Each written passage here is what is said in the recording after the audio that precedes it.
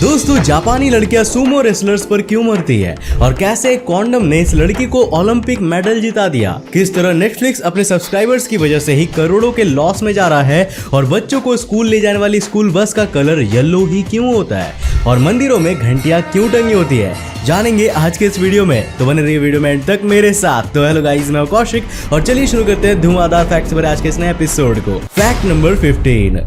दोस्तों, अपने हैवी शरीर से हर किसी का ध्यान अपनी तरफ आकर्षित करने वाले सूमो रेसलर्स को तो आप सभी ने देखा ही होगा, लेकिन क्या आप सभी को पता है कि इतना ज्यादा हैवी होने के बावजूद भी इन्हें लड़कियों द्वारा बहुत ही पसंद किया जाता है। और जापानी लड़कियां तो सूमो रेसलर्स के ऊपर फिदा ही होती है, क्योंकि जापान में मेल ब्यूटी को अलग तरीके से डिफाइन किया जाता है।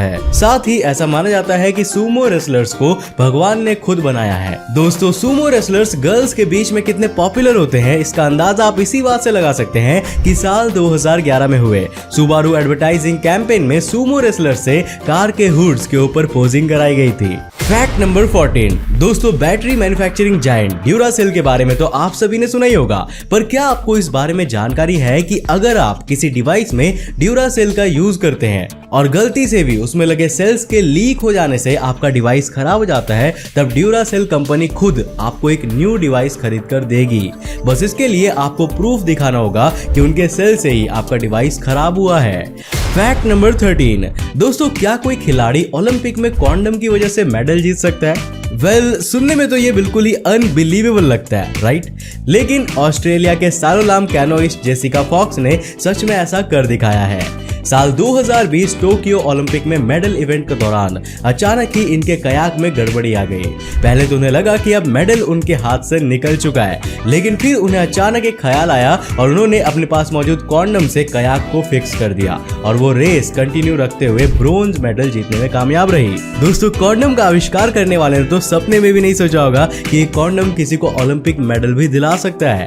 Fact number 12। दोस्तों, जहां एक तरफ हमारी धरती पर पानी की बारिश होती है, तो वहीं स्पेस में कुछ ऐसे प्लैनेट्स भी मौजूद है जहां होने वाली बारिश धरती से बिल्कुल अलग है। अब यार नेपच्यून को ही ले लीजिए, जहां पर डायमंड्स की बारिश होती है। साथ ही HD 189733b प्लैनेट पर होने वाली बारिश के नीचे अगर आप खड़े हो गए तब आपकी मौत निश्चित है, क्योंकि इस प्लैनेट पर ग्लास की बारिश होती है जो आपको कई हिस्सों में काट देगी। Fact number 11। दोस्तों, आप सभी स्कूल तो गए होंगे, जिस वजह से आपको यह तो मालूम ही होगा कि स्कूल बस का कलर येलो होता है। लेकिन क्या कभी आपके मन में ये ख्याल आया है कि आखिर स्कूल बस का कलर येलो ही क्यों होता है? स्कूल बसेस के येलो कलर के होने के पीछे कुछ साइंटिफिक और सेफ्टी रीजंस होते हैं, जिनके मुताबिक ऐसा माना गया है कि येलो कलर काफी दूर से भी बहुत ही आसानी के साथ देखा जा सकता है और तो और यह कलर बारिश, कोहरे और रात में भी दिख जाता है, जिससे एक्सीडेंट्स के चांसेस बेहद कम हो जाते हैं। और इतना ही नहीं, अमेरिका में 1930 में हुई एक रिसर्च की माने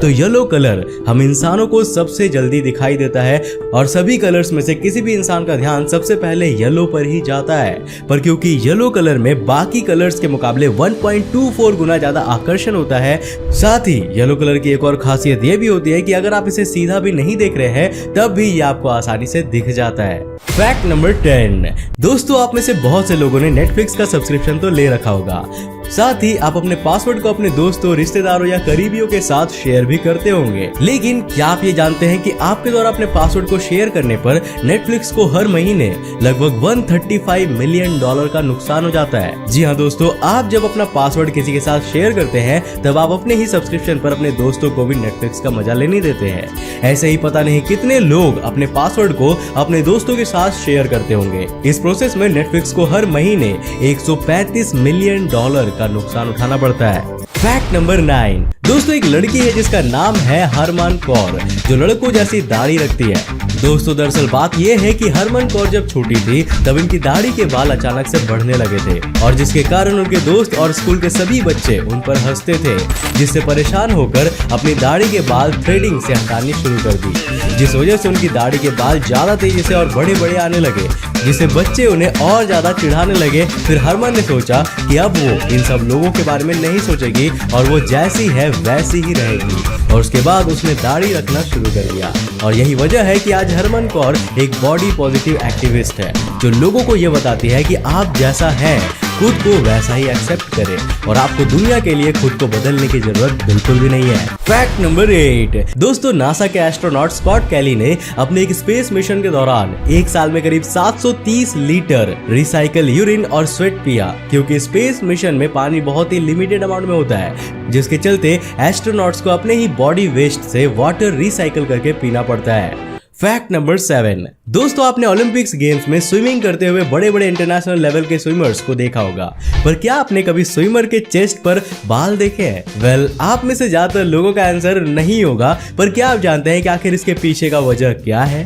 तो दोस्तों, ऐसा इसीलिए होता है क्योंकि स्विमर अपने और पानी के बीच कोई भी या किसी भी प्रकार का रेजिस्टेंस नहीं देना चाहता है, क्योंकि वो जीतने के लिए ही ओलंपिक में जाते हैं और उनका दूसरा कोई भी मकसद नहीं होता है। फैक्ट नंबर 6 दोस्तों, अभी पूरी दुनिया में फिलहाल ड्राइवरलेस कार की ही बात चल रही है, लेकिन इस बीच जर्मनी ने दुनिया के सबसे पहले ड्राइवरलेस ट्रेन को लॉन्च करके कमाल कर दिया है। इस ड्राइवरलेस ट्रेन का ट्रायल साल 2021 के अक्टूबर महीने में ही शुरू हो गया था और दिसंबर के महीने से ट्रेन में लोगों ने सफर करना भी शुरू कर दिया है। ड्राइवरलेस होने की वजह से इस ट्रेन में 33% ज्यादा पैसेंजर सफर कर सकते हैं और साथ ही यह ट्रेन 30% एनर्जी की भी बचत कर सकता है। इस ट्रेन से समय की भी बचत होगी और एक ही रूट पर पहले के मुकाबले ज्यादा ट्रेन्स भी चलाई जा सकती है। फैक्ट नंबर 5 दोस्तों, चाइना में एक ऐसे तरीके से लोगों का इलाज किया जाता है जिसे देखकर आपके होश उड़ जाएंगे। दोस्तों, इलाज करने के इस तरीके को फायर थेरेपी के नाम से जानते हैं। इस तरीके से इलाज करने के लिए मरीज के शरीर के ऊपर आग लगा दी जाती है। ये फायर थेरेपी सदियों से चली आ रही है। इस थेरेपी से इलाज करने के लिए मरीज की कमर पर जड़ी बूटियों से बनकर एक लेप लगा दिया जाता है। लेप लगाने के बाद उसे टॉवल से ढककर उस पर पानी और अल्कोहल छिड़कते हैं। अल्कोहल छिड़कने के बाद उस पर आग लगा दी जाती है। अब बीमारियों के अनुसार अलग अलग जड़ी बूटियों का लेप लगाया जाता है। लोगों का यह मानना है कि फायर थेरेपी से उन्हें बीमारी से काफी जल्दी राहत मिलती है।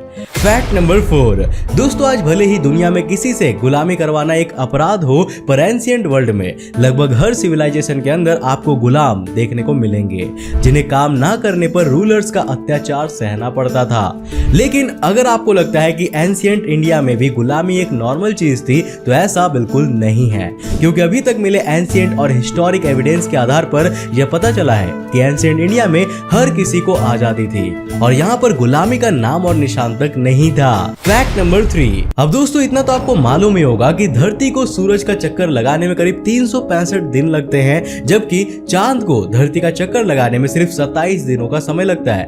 लेकिन क्या आप जानते हो कि स्पेस में मौजूद इंटरनेशनल स्पेस स्टेशन कितने समय में धरती का एक चक्कर लगाता है? वेल, ISS को धरती का एक चक्कर लगाने में करीब 93 मिनट्स का समय लगता है और ऐसा करके वो एक दिन में धरती का कुल 15.5 चक्कर लगा लेते हैं। फैक्ट नंबर 2 दोस्तों, क्या आपको मालूम है कि अगर स्पेस में एक जैसे मेटल के दो पीसेस आपस में टच हो जाते हैं, तब उनको अलग करना बेहद मुश्किल हो जाता है, क्योंकि एक बार टच होने पर दोनों मेटल के पीसेस बॉन्ड करके आपस में परमानेंटली स्टक हो जाते हैं।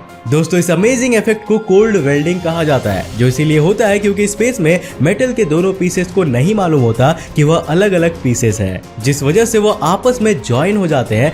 जबकि अर्थ पर ऐसा इसीलिए नहीं होता क्योंकि यहाँ मौजूद एयर और वाटर दोनों पीसेस को सेपरेट करते हैं। फैक्ट नंबर 1 दोस्तों, अगर आप सभी मंदिर जाते हो तो आपको यह बात तो जरूर मालूम होगा कि ज्यादातर मंदिरों के अंदर जाने से पहले हम सभी वहां टंगी हुई घंटियों को जरूर बजाते हैं। लेकिन क्या आपको इस बात की जानकारी है कि हिंदू टेम्पल्स में आखिर घंटियां क्यों टंगी होती है? वेल दोस्तों, सबसे पहले तो घंटियों का संबंध सीधे हमारे ब्रेन से होता है, क्योंकि इन्हें बजाने से हमारे मन को शांति मिलती है। इतना ही नहीं दोस्तों, घंटियों से निकलने वाला वाइब्रेशन हमारे लेफ्ट ब्रेन और हेमिस्फीयर ब्रेन को ना सिर्फ सिंक करने में, उन्हें साथ काम करने में हेल्प करता है, बल्कि घंटी के वाइब्रेशन से हमारे शरीर में मौजूद सातों चक्र स्टेबल होते हैं।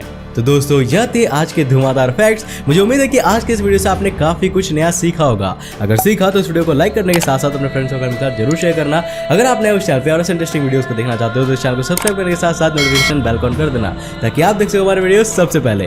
तब तक के लिए बाय, जय हिंद।